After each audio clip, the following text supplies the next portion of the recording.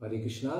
आज की कथा में हम श्रवण करेंगे कि पुत्र हो तो ऐसा हो, ऐसा कि सारे संसार में माता पिता की रक्षा कर सके और सबका कल्याण कर सके। यही आज हम श्रवण करेंगे श्री परशुराम जी के चरित्र के द्वारा। श्रीमद् भागवतम का 9वां स्कंद अध्याय 16वां। जब पिता महाराज जमदग्नि ऋषि ने परशुराम से कहा कि तुम्हें 1 वर्ष के लिए तीर्थाटन करना चाहिए और अपने क्षत्रियों के विनाश का पाप नाश करने के लिए व्रत करना चाहिए, इस प्रकार तथेति करके जो आज्ञा हो आपकी, इस प्रकार से परशुराम जी ने स्वीकार किया और 1 वर्ष के लिए वे तीर्थ यात्रा चले गए। तो एक बार ऐसे हुआ कि रेणुका देवी गंगा नदी के तट पर गई थी और वहां पर उन्होंने कमल की माला धारण किए हुए अत्यंत सुंदर ऐसी अप्सराओं के साथ जल क्रीड़ा करते हुए गंधर्वराज का दर्शन किया। वे जल लाने के लिए नदी के तट पर गई थी। क्रीड़ा करते हुए गंधर्वराज के देखने में उनका मन कुछ चित्ररथ की भांति यानी चित्ररथ की ओर ही आकृष्ट भी हो गया था। इस प्रकार स्त्रियों की दूसरी भावना कि परपुरुष के प्रति आकर्षित होना कितना भयानक हो सकता है, इसका परिणाम, इसको यहाँ पर इस कथा में हम श्रवण कर सकते हैं कि माता रेणुका होम की बेला को भी भूल गई कि हमें तुरंत इस प्रकार से गंगा जी का जल लेकर यज्ञ के लिए वापस पहुंचना है, इस बात को भी वे भूल गई। और फिर देरी होने के कारण जब होम की बेला ही उसका अतिक्रमण हो गया, मुहूर्त ही टल गया, तब महर्षि जमदग्नि जी ने उनका चेहरा देख के ही समझ गए कि इन्होंने मानसिक दोष को प्राप्त किया है। तुरंत महर्षि के शाप के भय से भयभीत वे रेणुका जी कलश को महर्षि के आगे ही रखकर उनके चरणों में ही छोड़ देती है और दोनों हाथों को जोड़कर नमस्कार करती है। अपनी पत्नी ने मानसिक व्यभिचार किया है, इस प्रकार से क्रोधपूर्वक फिर महर्षि जमदग्नि जी ने अपने पुत्रों से कहा कि तुम लोग इस पापिनी को तुरंत ही मार दो। लेकिन पुत्रों ने कहा कि अरे माता का वध कैसे करेंगे। इस प्रकार उन्होंने पिता की दी हुई आज्ञा को स्वीकार नहीं किया। इस प्रकार जब महर्षि की आज्ञा का उन्होंने पालन नहीं किया तो उसके पश्चात पिता महाराज की आज्ञा से महर्षि की तपस्या और समाधि के प्रभाव से परशुराम जी पुनः वापस आ गए। इस प्रकार परशुराम जी ने जब सुना कि माता ने इस प्रकार का मानसिक व्यभिचार किया है और पिता ने इच्छा की है कि उन्हें मारा जाए, तो इस प्रकार से उन्होंने परशुराम जी ने अपने फरसे से ही अपनी माता को काट कर नष्ट कर दिया और साथ ही साथ अपराध करने वाले अपने बड़े भाइयों को भी उन्होंने समाप्त कर दिया। इस प्रकार जब उनका महान पराक्रम उनके पिता महाराज जमदग्नि जी ने देखा तो बड़े प्रसन्न हो गए कि तुमने मेरे मनोनुकूल कार्य किया है, इसलिए तुम्हारे मन के अनुसार मैं तुम्हें वरदान दूंगा। अभी तुम हमसे 2 वरदान मांग लो। तो पिता को प्रसन्न होते हुए देखकर परशुराम जी ने कहा कि हे प्रभु, हे स्वामी, कि मेरी माता और सभी भाई जो अभी मृत हो गए हैं वे सब के सब जीवित हो जाए और इन लोगों को कभी भी यह याद नहीं रहे कि मैंने उनको मारा था। जैसे कोई व्यक्ति निद्रा समाप्त हो जाने पर जग जाए, उसी तरह वे सब सकुशल उठकर बैठ गए, क्योंकि महर्षि जमदग्नि उतने प्रभावशाली योगेश्वर थे कि उनकी तपस्या के बल से उनकी पत्नी रेणुका और पुत्र वे सब जीवित हो गए। रक्तपात सब वहां से गायब हो गया और उनको यह स्मृति भी नहीं रही कि उन्हें परशुराम जी ने कभी मारा भी था या फिर उन्होंने कुछ अपराध भी किया था। इस प्रकार से अपने अपराधों से वे मुक्त हो गए, क्योंकि उनके मृत्यु के घाट उतार देने का कारण उनके सारे अपराध नाश हो गए और वे उनका स्मृति भ्रंश भी हो गया, उन्हें कुछ याद भी नहीं रहा। इस प्रकार से सब पवित्र हो गए। और परशुराम जी ने भी बहुत बुद्धिमत्ता दिखाकर उनसे स्मृति से यह सब बात हटवाकर स्वयं को भी निर्दोष साबित कर दिया। कैसे? क्योंकि उन्हें पता था कि जमदग्नि ऋषि अगर पत्नी और पुत्रों को दंडित भी करना चाहते हैं तो उनके पास यह योग बल भी है कि वे उन्हें पुनः जीवित भी कर सकते हैं और उन्हीं के आशीर्वाद प्राप्त करके इन सबका भविष्य में कल्याण भी हो सकता है। इसी के कारण अपने पिता के प्रभाव को जानने के कारण ही परशुराम जी ने इस प्रकार का कार्य किया था। भगवान के अवतार ही है, सो सारा ज्ञान उनके पास है। इस प्रकार उन्होंने अपने माता पिता सबको प्रसन्न किया, भाइयों को भी प्रसन्न किया। फिर ऐसा हुआ कि सहस्त्रार्जुन, जिसको परशुराम जी ने काट के फेंक दिया था, उसी के जो पुत्र थे, उन पुत्रों ने जमदग्नि ऋषि और परशुराम जी से बदला लेने का विचार किया, क्योंकि सब लोग तो भागकर खड़े हो गए थे। लेकिन फिर पिता का वध का अपराध वे लोग भूले नहीं थे, इसलिए उसी को स्मरण करते हुए वे कभी भी शांति को पा नहीं रहे थे। तो एक बार उन्होंने कि जब परशुराम जी अपने भाइयों के साथ वन में चले गए थे, उसी अवसर को प्राप्त करते हुए सहस्त्रार्जुन के सारे 10,000 पुत्र वहां पर आ जाते हैं और वे वैर साधने के लिए उसी आश्रम में घुस जाते हैं। अपनी ही यज्ञशाला में बैठकर पवित्र कीर्ति भगवान वासुदेव का ध्यान कर रहे थे। अपनी बुद्धि को भगवान के चरणों में समर्पित किए हुए ऐसे महर्षि जमदग्नि, परशुराम जी के पिताश्री, इनको वे उनका सर काट देते हैं और उन सब पापियों ने इस प्रकार से महर्षि को मार दिया और उनके सिर को लेकर वे चले गए। उनके धड़ को वहीं छोड़ दिया आश्रम में और उनके सर को लेकर वे अपने महिष्मतिपुर चले गए। परशुराम जी की माता रेणुका द्वारा अत्यंत दीनता के साथ यह प्रार्थना की गई कि अरे ये बूढ़ा आदमी है, ब्राह्मण है, सारे संसार का कल्याण कर रहा है, तुम्हारे पिता का वध होने पर इन्होंने अपने स्वयं के पुत्र को दंडित करके 1 साल के लिए अज्ञातवास में भेज दिया था। इनके ऊपर तुम्हें क्रोध दिखाना ठीक नहीं, और ये भी ब्रह्म हत्या का पाप तुम लोग झेल भी नहीं पाओगे। इस प्रकार प्रार्थना करने पर भी उन बच्चों ने बिल्कुल सुना नहीं और महर्षि को मार दिया और उनका सिर काटकर लेकर चले गए। सती साध्वी रेणुका बड़ी दुख और शोक से व्याकुल बन गई और अपने ही हाथों अपनी छाती पीटने लगी। परशुराम, हे राम, वत्स आ जाओ पुत्र, इस प्रकार से जोर जोर से वे दुख के कारण विह्वल होकर चिल्लाने लगे। परशुराम जी तो दूर में थे, लेकिन तुरंत हा राम इस प्रकार से क्रंदन करती हुई अपनी माता का स्वर उन्होंने जब सुना तो शीघ्रता से अपने आश्रम में वापस आकर देखते हैं कि पिता मृत्यु हो चुके हैं और उनका सिर भी नहीं है वहां पर। इस प्रकार एक ही साथ बहुत सारे भावनाएं परशुराम जी के हृदय में प्रकट हो गई। रोष, आमर्ष, आरती और शोक के वेग से अत्यंत मोहित ऐसे परशुराम जी कह रहे थे कि हे साधु स्वभाव वाले धर्मनिष्ठ पिताश्री, आप हम सबको छोड़कर स्वर्ग चले गए। इस तरह से विलाप करते हुए पिता के देह की रखवाली अपने भाई और माता के पास सौंपकर परशुराम जी तुरंत ही अपना फरसा लेकर इन्हीं हय क्षत्रियों का विनाश करने का मन बना लेते हैं।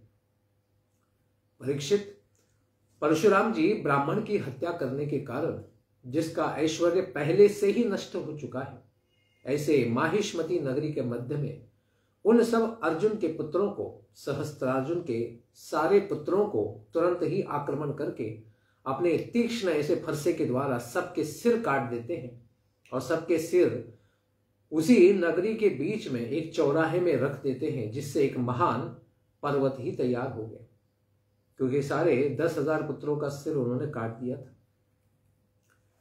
उन सबके रक्त से परशुराम जी ने ब्राह्मण द्रोहियों को अत्यंत भयभीत करने वाली एक भयंकर नदी ही, खून की नदी ही बहा दी। परशुराम जी ने देखा कि सभी क्षत्रिय बड़े अन्यायी हो गए, ब्राह्मणों की बात नहीं मानते, वेदों को नहीं मानते हैं, भगवान का भी अपराध कर रहे हैं। तो अपने पिता के वध के हेतु उन्होंने तुरंत क्या किया, 21 बार पृथ्वी पर जितने भी क्षत्रिय ढोंगी राजा थे उन सबको उन्होंने मौत के घाट उतार दिया। और कुरुक्षेत्र के समंत पंचक क्षेत्र में ऐसे क्षत्रियों के खून के द्वारा उन्होंने 5 तालाब बना दिए जो सारे रक्त से भरे हुए थे। उन सबों के रक्त से ब्राह्मण द्रोहियों को भयभीत करने वाली उन्होंने एक नदी ही बहा दी। और क्षत्रियों के भय का कारण क्या था, उस विषय में कहते हैं कि पिता के वध के कारण ऐसे बने हुए क्षत्रिय अन्यायकारी हो गए थे और समस्त पृथ्वी पर फैले हुए थे। इसलिए परशुराम जी ने इन सबको 21 बार काट दिया। यह प्रसिद्ध ही है कि रेणुका देवी ने दुखवश के कारण 21 बार अपनी छाती ठोकी थी। 21 बार अपनी छाती पर ठोक कर उन्होंने हा राम करके चिल्लाई थी। इसीलिए परशुराम जी ने गिनकर 21 बार क्षत्रियों का नाश कर दिया। अपने पिता के सिर को उन्होंने वापस लाया माहिष्मतिपुर से और फिर उन्हीं के धड़ के साथ उसे पुनः जोड़ दिया और यज्ञ में सर्वदेवमय भगवान श्री वासुदेव की उन्होंने उपासना की। यज्ञों के द्वारा भगवान को प्रसन्न किया और फिर इस प्रकार से जमदग्नि ऋषि पुनः जीवित हो गए। उन्होंने उस यज्ञ में, क्योंकि सारी धरती को उन्होंने जीत लिया था, उसी धरती के पूर्व दिशा को यज्ञ में होता जो बने ब्राह्मण थे उनको दान दे दिया। दक्षिण दिशा को ब्रह्मा यानी मुख्य जो ब्राह्मण है उनको पश्चिम दिशा, ब्रह्मा जी को दक्षिण दिशा, पश्चिम दिशा अर्ध्वर्यु को और उत्तर दिशा उद्गाता विप्र को दान में दे दी। इस तरह अग्निकोण आदि दिशाओं को उन्होंने ऋत्विजों को दान में दे दिया। और कश्यप महर्षि जो सारे देवता और असुरों के पिता हैं, इन कश्यप महर्षि को बीच में बची हुई सारी जो धरती थी वह जो आजकल आर्यावर्त जिसको कहा जाता है उसको दान में दे दिया। दूसरे सदस्यों को भी अन्य अन्य बचे हुए प्रदेश और दिशाओं को दान में दे दिया। ऐसे यज्ञ के अंत में स्नान करके समस्त पापों से मुक्त होकर ब्रह्म नदी माता सरस्वती के तट पर मेघ रहित सूर्य के समान परशुराम जी अत्यंत तेजस्वी सूर्य की तरह चमक रहे थे। महर्षि जमदग्नि ऋषि पुनः जीवित हो गए थे और स्मृति स्वरूप अपने देह को प्राप्त करके और परशुराम जी के द्वारा पूजित होकर सप्तर्षि मंडल में जाकर वे 7वां ऋषि हो गए। सप्तर्षि मंडल जो आकाश में हम देखते हैं उसमें 7 महर्षि विराजमान हैं। उनमें से एक महान महर्षि बने यह जमदग्नि ऋषि, क्योंकि इस यज्ञ के द्वारा उन्हें उस प्रकार का महर्षि बनने का सौभाग्य मिला। राजन परीक्षित, कमल लोचन भगवान जमदग्नि ऋषि, इन्हीं के पुत्र जमदग्नि नंदन परशुराम जी भी आगामी मनवंतर में यानी इस 7वें मनवंतर के बाद 8वें मनवंतर में वे सप्तर्षियों में एक महर्षि बन के वेदों का विस्तार करेंगे और संसार का कल्याण करते ही रहेंगे। इतने महान परशुराम जी आज भी, क्योंकि महर्षि कश्यप को सारी भूमि दान देने के पश्चात वे भगवान श्री रामचंद्र का दर्शन कर कर फिर किसी को भी दंड न देते हुए सारे अपने अस्त्र शस्त्रों को त्याग कर प्रशांत चित्त प्राप्त करके महेंद्र पर्वत पर दक्षिण भारत में जाकर जहां पर फरसा फेंक कर उन्होंने, क्योंकि पृथ्वी तो दान देती थी तो पृथ्वी पर कहाँ अभी उनका अधिकार नहीं रहा था, इसलिए फरसा को लेकर उन्होंने समुद्र में फेंका। जो समुद्र से सह्याद्री के बाद जो क्षेत्र प्रकट हुआ है उसी क्षेत्र में भगवान परशुराम जी महेंद्र पर्वत आदि क्षेत्र में आज भी तपस्या कर रहे हैं। और कलयुग के अंत के पास जब कल्कि भगवान आएंगे तो उन्हीं परशुराम जी के आशीर्वाद प्राप्त करके अस्त्र शस्त्रों को प्राप्त करेंगे और कली का नाश करेंगे। इस प्रकार सिद्ध, गंधर्व, चारणगण सब लोग ऐसे परशुराम जी का चरित्र सदा सर्वदा गाते ही रहते हैं। इस तरह से भृगुवंश में संपूर्ण जगत की आत्मा और नियामक भगवान श्री हरि अवतार ग्रहण करके पृथ्वी के भार को यानी इस पृथ्वी पर अन्यायकारी इन राजाओं का उन्होंने वध किया। महाराज गाधी जो ऋचिक जी के ससुर थे, इनके पुत्र प्रज्वलित अग्नि के समान तेजस्वी विश्वामित्र कौशिक राजा उत्पन्न हुए। क्योंकि इस प्रकार से चरु उन्होंने प्राप्त किया था, तो उस चरु से इस प्रकार विश्वामित्र महर्षि बाद में महर्षि बने। पहले तो राजा कौशिक करके ही प्रसिद्ध है, इनका जन्म हुआ था। उन्होंने तपस्या के द्वारा क्षत्रियत्व का परित्याग करके आगे जाकर ब्रह्मर्षि पद उन्होंने भी प्राप्त किया वशिष्ठ महर्षि की कृपा से। राजन परीक्षित, महर्षि विश्वामित्र जी के 100 पुत्र हुए। उनमें से बीच के पुत्र का नाम मदुश्छंदा था। अतएव सभी पुत्र मदुश्छंदा के नाम से भी विख्यात होते हैं।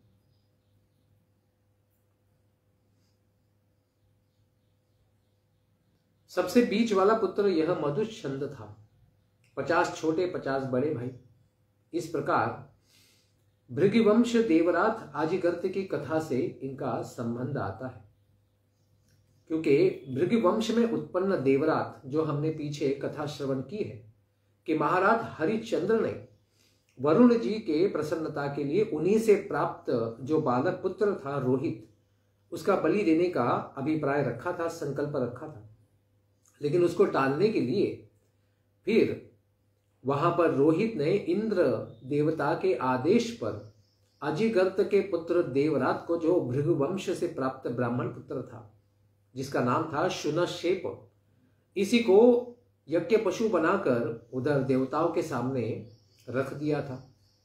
तो विश्वामित्र महर्षि ने यह सब देखने के बाद इंद्र भगवान ने भी शुनशेप को कुछ खास मंत्र सिखाए थे विश्वामित्र मुनि ने। तो इंद्र भगवान प्रसन्न हो जाते हैं और विश्वामित्र मुनि ने उस बालक को बलि नहीं दिया, यानी वह शुनशेप बच गया। और बचने के बाद विश्वामित्र मुनि ने ही उस बालक को, जिसका नाम अभी देवरात हो गया, क्योंकि देवताओं के द्वारा इंद्रदेव के द्वारा उसको रक्षित किया गया, बलि देने से वह बालक बच गया, इसीलिए उसका नाम देवरात हो गया। इस देवरात यानी शुनशेप को महर्षि विश्वामित्र मुनि ने अपना ही पुत्र माना और उसे दत्तक यानी स्वीकार कर लिया। यह वही शुनशेप है जो हरिश्चंद्र के यज्ञ में इस बार खरीद कर पुरुष पशु के रूप में लाया गया था। इस प्रकार वह पाशबंधन से मुक्त किया था देवताओं की स्तुति के द्वारा। इस यज्ञ को महर्षि तपस्वी विश्वामित्र जी ने ही करने की सोची थी। उसी यज्ञ में इस बालक को बचाया गया था, क्योंकि यह भृगुवंशी शुनशेप ही था। फिर इस प्रकार उस बालक को अपने घर में कुटिया में लेकर आ जाते हैं विश्वामित्र मुनि। और फिर मदुश्छंदा से जो बड़े 50 पुत्र थे, उन सबको यह कहा कि यह तुमसे भी श्रेष्ठ इसे मानो, सबसे बड़ा भाई इसी को मानो। 100 पुत्र थे, 100 से बड़ा शुनशेप होगा। तो इस प्रकार से जो 50 भाई थे उन्हें अच्छा नहीं लगा। इससे फिर क्रुद्ध होकर विश्वामित्र मुनि बड़े क्रोधित हो गए और उन्होंने तुरंत शाप दे दिया कि हे दुष्टों, तुम सब लोग म्लेच्छ हो जाओ, यानी तुम वैदिक सभ्यता को पालन नहीं करोगे, ब्राह्मण धर्म का परित्याग करके तुम आसुरिक भावनाओं को प्राप्त कर लोगे, गायों को खाते हुए फिरोगे। इस प्रकार जब महर्षि शांत हो गए तो मदुश्छंदा ने बचे हुए जो छोटे 50 भाई थे उनके साथ में आकर महर्षि विश्वामित्र जी को प्रणाम किया और कहा कि हे प्रभु, हे स्वामी, हे पिता, आप जो भी आदेश दे रहे हैं उसका हम पालन करेंगे और शुनशेप को यानी देवरात को हम अपना बड़ा भाई मानेंगे और उसकी कनिष्ठता में रहकर ही उसके आदेशों का पालन करेंगे। इस प्रकार मंत्र दृष्टा शुनशेप को ज्येष्ठ बनाकर वे सब छोटे भाई बन गए। इस सब को देखकर विश्वामित्र मुनि बड़े प्रसन्न हो गए और मदुश्छंदा और बाकी 50 पुत्र इनके ऊपर आशीर्वाद देते हुए कहे कि बालकों, तुमने मेरे सम्मान की तुमने रक्षा की है। इसी के कारण मैं सुपुत्रवान बन गया हूं कि तुम्हारे जैसे पुत्र मैंने प्राप्त किए। इसलिए मैं भी तुम्हें आशीर्वाद देता हूं, क्योंकि मेरे भी 100 पुत्र हुए, इसलिए तुम 50 और अधिक एक मधुच्छंदा ऐसे 51 पुत्र, हर एक पुत्र मेरा 100 पुत्रों को उत्पन्न करेगा, जो हमारे कौशिक वंश का नाम बड़ा प्रसिद्ध करेंगे। इस प्रकार हे पुत्रों, यह देवरात भी तुम लोगों का ही गोत्र का है। इसे स्वीकार करो बड़े भाई के रूप में, क्योंकि यह मेरा ही पुत्र है। अतएव तुम लोग इसका अनुसरण करो। इसके अतिरिक्त महर्षि विश्वामित्र जी के दूसरे अष्टक, हरित, जय और क्रतुमान इत्यादि भी पुत्र हुए हैं। इस तरह महर्षि विश्वामित्र की संतानों से कौशिक गोत्र में कई भेद हो गए। इस प्रकार से पहले 50 वाले वे म्लेच्छ बन गए। मधुच्छंदा के साथ बाकी छोटे 50 देवरात के साथ वे दूसरे प्रवर से उनका विस्तार हुआ। इस प्रकार से यह चंद्र वंश में विशेष क्षत्रिय राजा और ब्राह्मणों का विस्तार हुआ। इसके पश्चात की कथा को हम श्रवण करेंगे आने वाले सत्र में। धन्यवाद। हरे कृष्णा। ग्रंथराज श्रीमद् भागवतम की जय। निताई गौर प्रेमानंदे। हरि हरि बोल। जय जय श्री राधे श्याम।